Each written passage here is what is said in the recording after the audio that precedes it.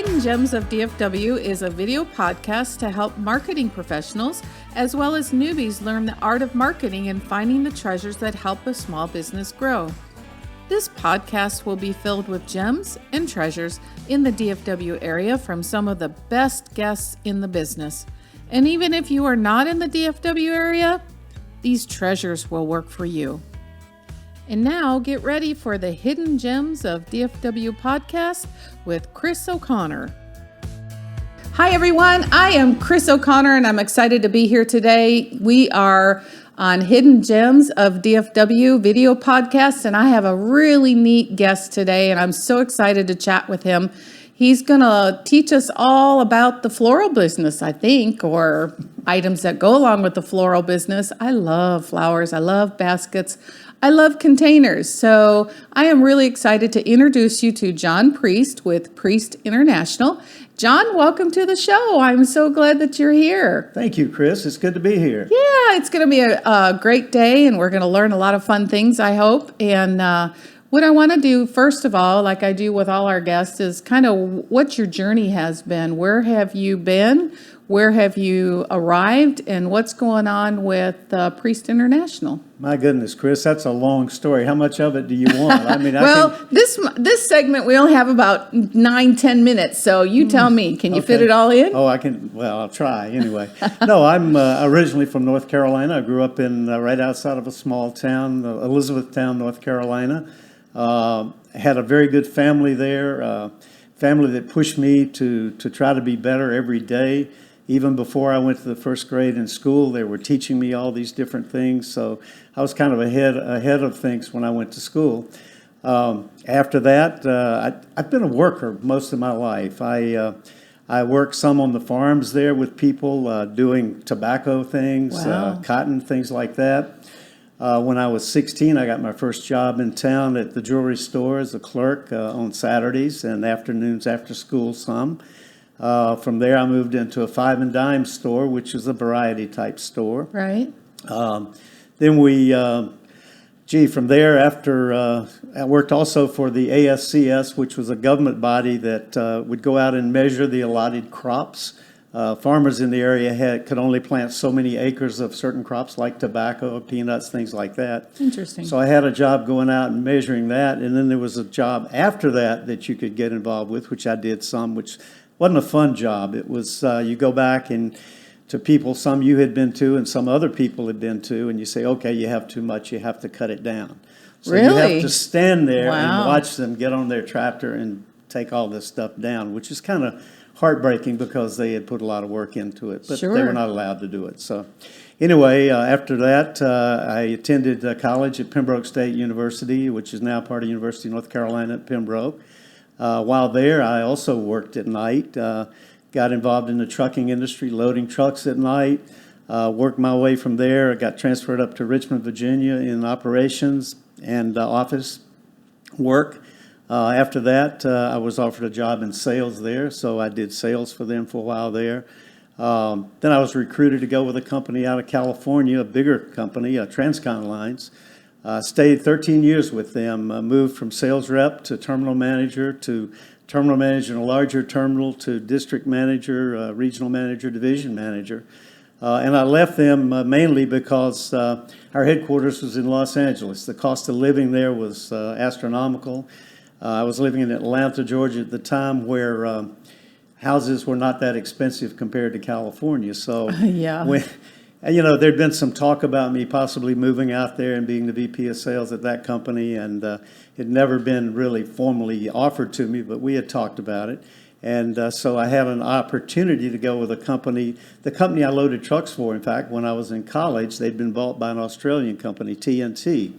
So they asked me to come to work for them as their VP of sales in Winston-Salem, North Carolina. So I did that, and then I was recruited to go to Atlanta to be the Senior VP of Sales and Marketing with Wells Fargo Armored Service. They're now part of Loomis here in Dallas, but we did all the transportation for money for the banks and Federal Reserve, things like that. So only job I ever got fired from, Kris, and it was a reorganization. We were owned by Baker Industries out of New Jersey, which was in turn owned by Borg Warner out of Chicago. So anyway, I came in one morning, and my boss, the president of the company, walked in and closed the door to my office, and I thought, why in the heck is he doing this? We're the only ones in the building this early. It's never a good sign, So, is no, it? it wasn't. So anyway, he explained to me that higher-ups wanted to do a reorganization, which I didn't realize when I went with the company, but they did that about every 2 years. And I'd been there 2 years, so that day I had to stay all day and terminate a whole bunch of people in our headquarters. They were putting everything back in the field. At the end of the day, I had to drive away. They treated me very nicely. I got my company car when I left, severance. Wow, So okay. it was nice. So I thought, okay, I've been wanting to do my own business for years, so I'm going to do that. That was on a Monday. Wednesday night, I was in real estate school in Atlanta. Did fairly well with that. I got out of school, went to work for Northside Realty, which had, I think, 30-some offices around Atlanta. Started selling real estate. I did really well. But I was only there about 6 months, and I got a call from a gentleman in human resources at Sealand out in New Jersey. Wanted to talk to me about a job, and I really wasn't interested because I thought, I'll do this for a couple of years, get my broker's license, open my own business, and do that. So anyway, he said, well, look, if I fly down to Atlanta, will you at least meet and talk with me for about an hour or so? And I said, well, yeah, I guess I can do that. I'm just being nice. So he did. He came down, and we spoke for probably a good hour and a half or so, I guess. And I went on about my day selling real estate, doing those things. I went home that night. My wife said, well, so by the way, that meeting you had this morning, how did that go? And I said, oh, it went okay. I'll probably never hear from him again. Well, the next morning, he was on the phone. They wanted me to come to New Jersey to do an interview with some of the executives there. Then they wanted my wife to come to New Jersey. And the reason for that was they wanted me to go to Europe and run their intra-European service. Ooh. So we did all the trucking and rail and shipping around Europe, from North Africa around to the old Soviet Union. So I got to spend time over there too. So it was really kind of interesting. But the problem was they had never hired anyone outside and sent them overseas, because when you do that, the government over there would make you bring them back if they don't want to be there. They don't want you on their social system. So they really interviewed me to death before they decided to do it. But it turned out really well. We lived there 5 years. My wife and I were there when the wall came down in Berlin. Really? Yes, I called her from my office. Piece of history. That's awesome. Yeah, it is. We were living in The Hague, and my office was in Rotterdam. And I called my wife, I guess it was a Friday afternoon, and I said, you need to pack our bags. And she said, why? And I said, well, the wall is coming down, and we need to go see that. I mean, it had been coming down for a week or two there. But anyway, I thought it was very important to see it, and our youngest daughter was there. She was in the 8th grade at the time, and I thought it'd be really good for her to see it too. So I knew a lot of people over in that area. I had a limo set up. When we got into Berlin at 1 in the morning, we drove to Berlin from Holland. We lived in The Hague, as I said. And so the next morning, the limo picked us up, took us through Checkpoint Charlie, which I'd been through many times, over to Eastern Germany. And my daughter got to experience that. Then we came back and we chipped away at the wall. And they still had guards in the towers. They were not shooting anyone at that time, but we have photos of that. Okay, stop for a moment. You just said you chipped away at the wall? Yes, we did. Oh, my God. Yes, my wife and daughter and I have a photograph in our study at home. Oh, my gosh. Of that. And I have a piece of wall. Oh, you're giving me chills just thinking about that. Yeah. That is so cool. It was very, very, very All right, good. go ahead. Finish. Keep going. But anyway, no, that was it. But and that was one of the reasons, too, that I got interested in that job. Not only did the people that worked there seem like they really loved working for Sealand, and they did. I found that out. It's probably one of the best companies I ever worked for.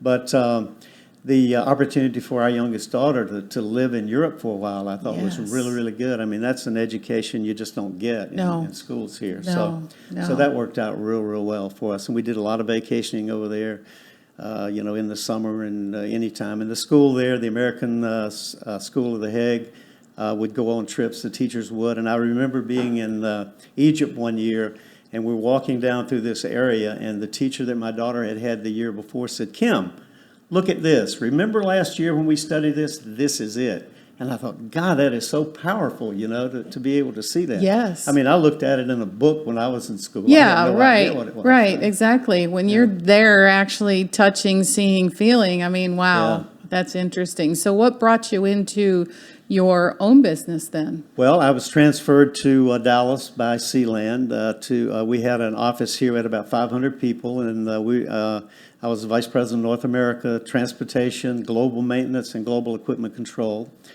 So I did that until until about 3 years later. I transferred to, or was asked to go to CSX Intermodal. CSX, the railroad, was our parent company at that time, and I was asked to go to Baltimore to be their Vice President of Operations, which I did. And as soon as I got there, we started moving the office to Jacksonville, Florida. So for 3 years, I had an apartment in Baltimore, a condominium in Ponte Vedra Beach, Florida, an office each place, the house here, and never knew where my suits were, but I was all over the place. But my wife has her own business, so she wanted to stay here, which was fine, because we didn't want to move twice, and we thought we would move to Jacksonville eventually, or Ponte Vedra. And we didn't do that because they had some early out programs at CSX, and that was my opportunity to come back to Dallas, and she could do what she wanted to do, and I could look for a business that I wanted to do. So that's what I did. I came back and I started looking for a business to buy. So awesome, awesome. Well, that's exciting. Oh my gosh! I mean, what a life you've had. The traveling, the seeing the world. Oh my gosh, the wall and actually chipping it. I've never met anybody who's actually chipped at it. So I mean, that's just. I mean, like I said, it just gives me chills thinking about it because it's such a piece of history that so few people get to know about. Oh yeah. Well, we're going to take a quick little break right here, and we're going to hear more about Priest International when we come back. Thank you so much for listening. What a story, I'm telling you. See you in a minute.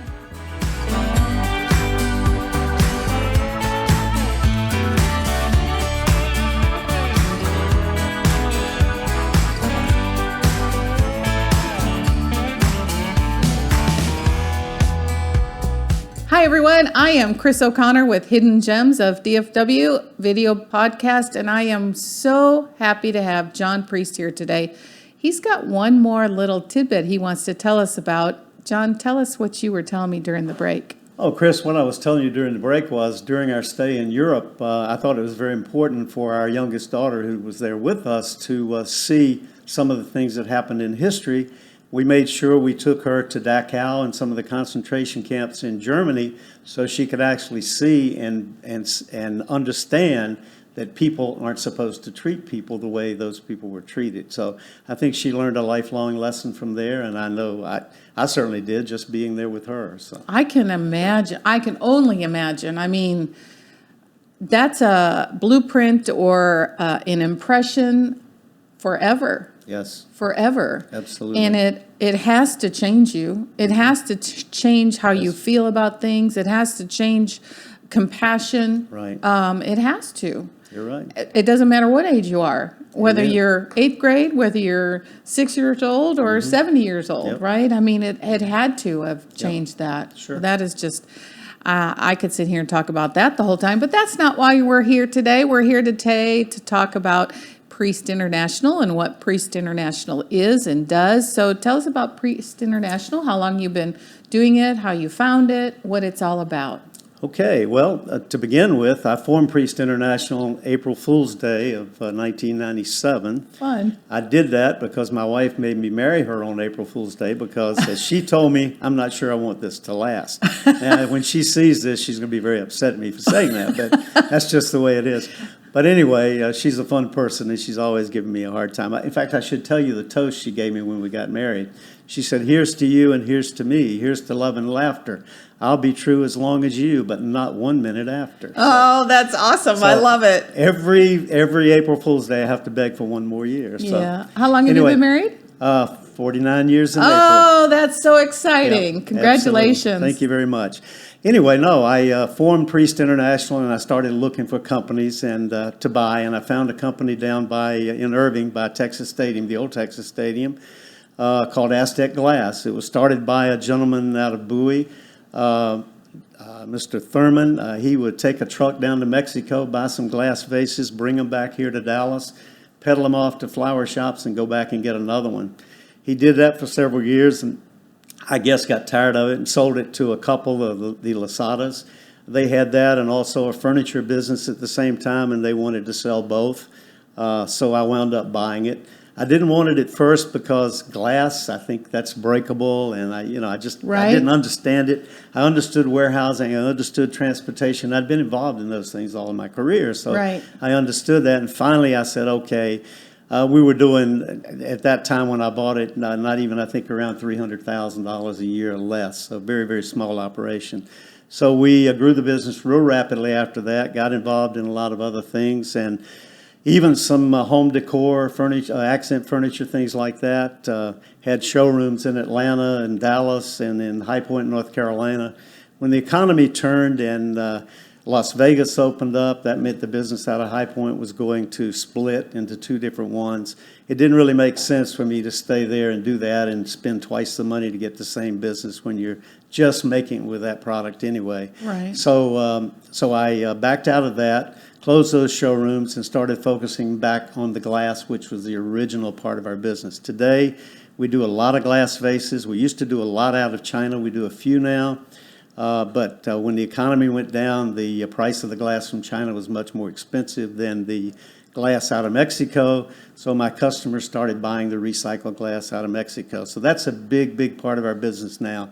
We also sell ribbon. We sell some of the silk flowers, floral solutions to keep the flowers alive, some ceramic containers and things of that nature. But the bulk of our business is the recycled glass vases, and we're always working hard to try to come up with new ideas. And I have a salesperson that works with me, a guy by the name of Ben Bowen. I actually bought his company. He was a customer, Bowen Floral Supply, and he was one of those guys that went around the state of Texas with all the products on his trailer, and he had a couple other guys doing it with him also. And he came into my office one day, and because he'd asked me about buying it before, and I said, no, I'm not interested because I don't know baskets. I don't know a lot of things you're doing. And so finally he walked in my office one day, and he said, John, I'm going to make you an offer you can't refuse. And I said, oh, really? What's that? Well, long story short, he gave me a really good deal on his company, and overcoming my objection of I don't know what you do, he said, I'll stay with you and help you out. Well, he stayed.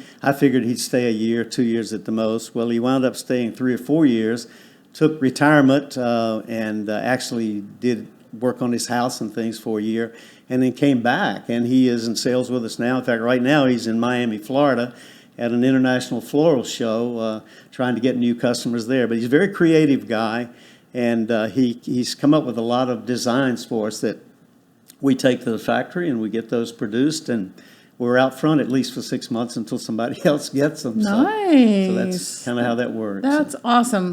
Two of my favorite things, baskets and flowers. Love baskets and flowers. My house is filled with baskets and flowers. You would love it in Holland. When we lived over there, the flower guy came to your house every week, and you bought flowers right there. Oh, my gosh, yes. You know, I lived in Michigan and went to Holland, Michigan. Ah, yeah. And loved it there. Just so pretty, all them tulips and just gorgeous, gorgeous. So tell me about some tips that you think that over the years that you have, challenges you've had or overcome, or just give us a couple tips that maybe a business owner is overlooking that could implement today to make things better in their business. Kris, you know, I've had a pretty good life, and I haven't had a lot of downs, to be honest. I've been very, very blessed with that. And but I can say some of the things that we do in our business are that we try to make sure that the old saying, the customer's always right. We try to take care of our customers the best way we can. From the standpoint, even from the timing of getting their order and getting it out. I have competitors and other people around the country that if you order from them today, they'll get it out in a week or 2 weeks. They'll ship it to you. Our policy is and always has been, if you give me an order today, we're going to do everything physically possible to get that out and get that to you, or at least on the way to you this afternoon, if that's physically possible. Sometimes you can't get the carrier to pick up if it's too late, the motor carrier, or sometimes it's such a large order you can't physically get it all together. But other than that, we do it. We organize our warehouse in a way, and you'll see that in the video that you showed at halftime. Everything there is clean, it's organized, and we keep it that way all the time, just so it's it's easy to pull things and get it out to the customer quickly. So, Well, the theme on a lot of shows with a lot of businesses is standing operating procedures and being organized, as I had Christine on, and she's a professional organizer. Very good. You know, you save a lot of time by being organized, and that is the biggest problem that most businesses have. And so being organized and being able to offer that service quickly makes a big difference, because sometimes somebody forgets to order something, I'm sure, and then their owner is yelling at them because they didn't place that order, but they can count on your company to make sure that whatever, whether it's glass, vases, ribbon, whatever it is, that you can get it out in a short period of time. So that really is something to strive for in your business. Very, very important. What else do you think is a great tip to be able to well, I think it's offer? always good to have good people around you. I mean, I Yes. have to give the credit to the success of my company to a lot of people that have worked with me over the years to create this, including the ones I have now. We have some really, really good people. So I think that's very good. I'd have to think, Kris. It's you treat Well- people the way you want to be treated, and What I'm seeing from you and what I'm hearing from you is a mindset of positivity, a can do, will do. I will support you. I will help you be successful at your job. And it's a culture that you have within your organization.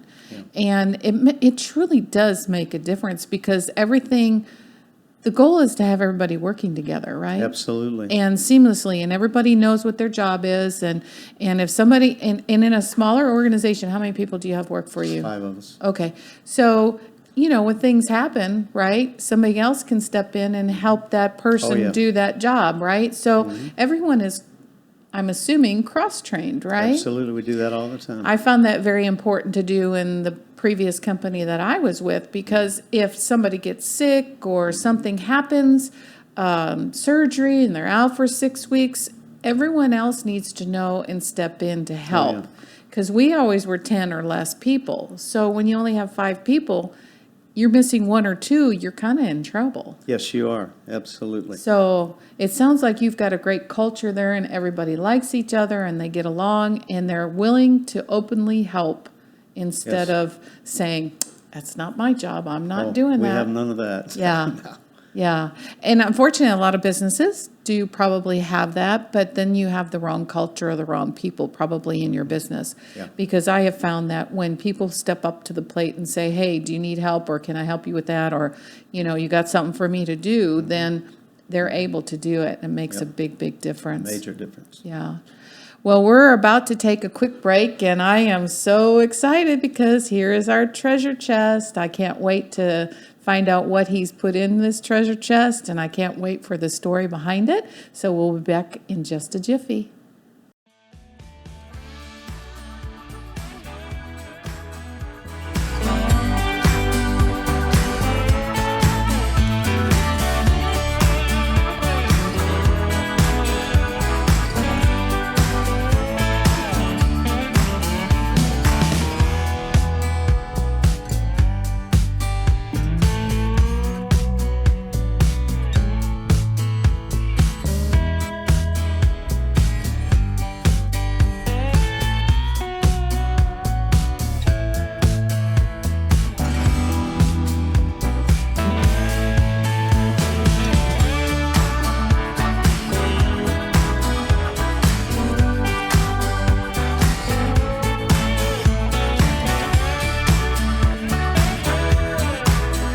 Hi, everyone. I am Kris O'Connor, and we are back with Hidden Gems of DFW and John Priest with Priest International. And I am so excited about this part. My favorite, not so much, but I love sharing their treasures with you. My favorite was him talking about the Berlin Wall and chipping at it. It gave me goosebumps. I was so excited to hear that. We probably could have talked forever about that. But we're here to talk about business and how it can help you. I hope you've learned something about customer service. I hope you've learned something about having a great team. And we're ready to open this treasure chest. Are you ready? I am. Here we go. Dun, da, da, da. What's in that chest? Kris, what we have here is something that's very important to me. This is the Rotary Coin. If you know anything about Rotary, you know it's an international organization. It does a lot to help people. It's service above self. But on this coin, there's the four-way test that we recite at every Rotary meeting once a week. And the test is the four-way test of the things we think, say, or do. First, is it the truth? Second, is it fair to all concerned? Third, will it build goodwill and better friendships? And fourth, is it beneficial to all concerned? And Kris, I think if we all lived by a motto like this or something similar to this, it'd be a much better world to live in, and companies would thrive, and it would just be a pleasure to do business in an environment like that. Absolutely. That's why you've been so successful. Doesn't Honestly, hurt. well, you have a positive mindset. You obviously have a fun-loving wife that has a great sense of humor. Oh, yes. Obviously, you've been married for 49 years. Yes. How many kids you got? I know one. We have two daughters. They both live in Atlanta, and we have one grandson that's a sophomore in Virginia Commonwealth University in Richmond, Virginia, and a granddaughter with our youngest daughter that is 7 years old last week, and she is in the first grade in Atlanta. Oh, that's so we have awesome. a great time with them. Absolutely. You know, I lived in Richmond, Chesterfield, right outside of Richmond. Oh, yes. My wife is from Powhatan, which is just out of Chesterfield. Still have some area. friends that lived in, they live right outside of Chesterfield, I believe, or maybe they're in Chesterfield. I don't know. But I taught my son how to swim at Pocahontas State Park. Oh, my goodness, really? Yeah, Oh, yeah. We lived out on Beach Road. Oh, okay. Yeah, it was beautiful, beautiful It is country. beautiful, yes. Beautiful country. And then my ex-husband got transferred here to the Dallas area, and so I've just landed here and stayed here. Great. So, what else do you want to tell us about the Rotary? It's such a great organization. Tell us a little bit more. It really is, Kris. You know, like I said, it's worldwide, and Rotary's done a lot, not only for the local community, involved in all kinds of things with, you know, if it's painting a house for Habitat Humanity or doing all kinds of different things. We ran here in Plano, we ran the soapbox derby for the kids for several years. We don't do that anymore, but we did. But internationally, Rotary has been very, very successful in helping eradicate polio. That was a really bad disease back in the 50s and 60s, and the Rotary took that on as a project, and in conjunction with the Bill Gates Foundation, who put up millions of dollars that Rotary had to match.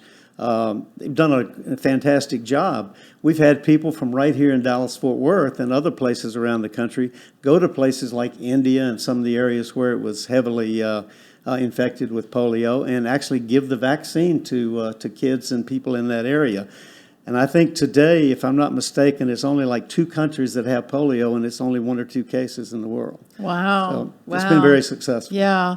Well, we've got mutual friends that belong to the Rotary, and I want to say thank you, Janelle, for introducing me to John and offering to come on today.